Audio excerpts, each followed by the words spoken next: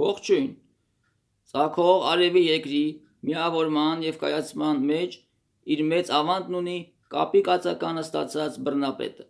Ներկայացնեմ հետևյալ գիրքը։ Գրքի հեղինակը Դանիել Ելիսեև, Խիդեոսի։ Գիրքը հրատարակել է Եվրասիա հրատարակչությունը 2008 թվականին։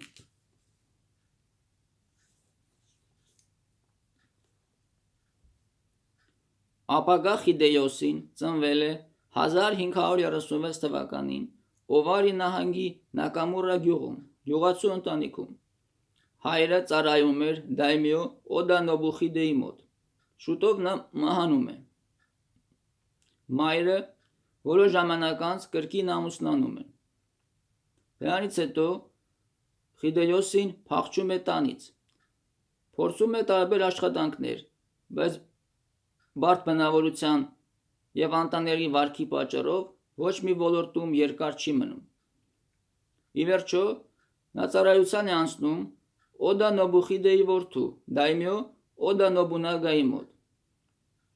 Խիդեոսին երկար տարիներ հավատարմորեն ծառայում է Օդա Նոբունագային, օգնում է, որ նա դառնա միջնադարյան Ճապոնիայի առաջին բռնապետը։ Ինչպես գիտենք, 1333 թվականից Ճապոնիայում կառավարում էր սյոգունների Ասիկագա տոհմը։ Իրենց իշխանությունը կոչվում էր Մուրոմացիի սյոգունատ։ Կայսեր իշխանությունը ձևական էր։ Նա թագավորում էր, բայց չէր կառավարում։ 1573 թվականին Օդա Նոբունագան տապալում է վերջին սյոգուն Ասիկագա Յոսիակին և հաստատվում է Կիոտո մայրաքաղաքում։ 1582 թվականին Օդա Նոբունագան սպանվում է իր զորավար Ակետի Միցուխիդեի կողմից։ Ակետի Միցուխիդեն նշանակվում է Կիոտոյում սյոգուն, կայսեր կողմից, բայց շատ շուտով Խիդեոսին և զորավար Տոկուգավա Իեյասուն ջախջախում են նրան ճակատամարտում, վերջինը զոհվում է։ Մինչև 1588 թվականը Խիդեոսին հաստատում էր իշխանությունը ամբողջ Ճապոնիայի տարածքում։ Նա պատմության մեջ մտնում է որպես Տոյոտոմի Խիդեոսի անվամբ։ Մինչ այդ նա մի քանի անգամ փոխել էր իր անունը։ Խիդեոսին զբաղեցնում է բազմաթիվ պաշտոններ, բայց ցածր ծագման պատճառով այդպես էլ սյոգունի պաշտոնը չի ստանձնում։ Նոբունագայի և Խիդեոսիի կառավարման ժամանակ Ճապոնիային ներթափանցում սկզբում պորտուգալացիները, հետո իսպանացիները։ Պորտուգալացիներից ճապոնացիները սովորում են հրազենի օգտագործումը։ Ճիզվիտները,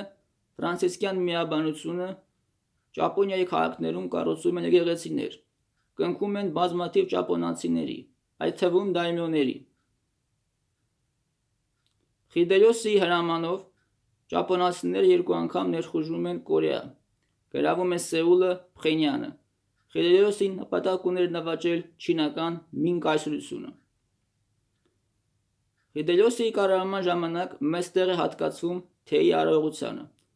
Կառուցվում են բազմաթիվ բուդդայական տաճարներ։ Օսակայի ամրոցը դառնում է Խիդեոսիի իշխանության միջնաբերդը։ Խիդեոսին իր գլխավոր կնոջից երեխաներ չի ունենում։